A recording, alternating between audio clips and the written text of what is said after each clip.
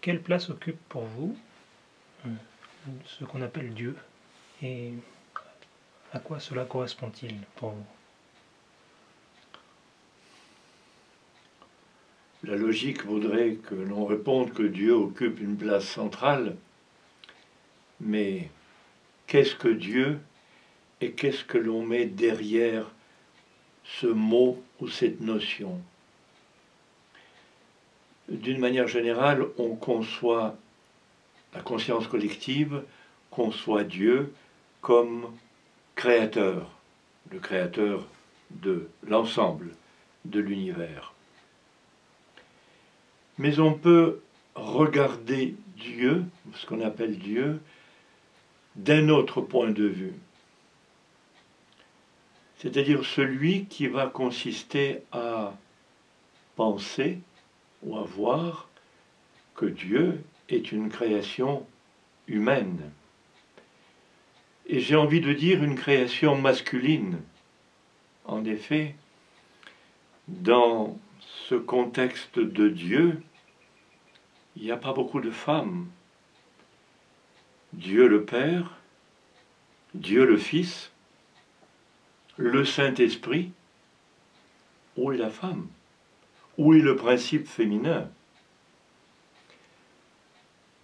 On peut penser que donc Dieu est une création masculine et donc une création volontaire, une création à la base de laquelle il y a beaucoup de volonté et de désir de pouvoir.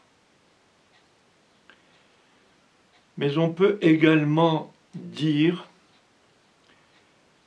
que le principe créateur implique dans la conscience collective qu'il y a effectivement une création, donc un début.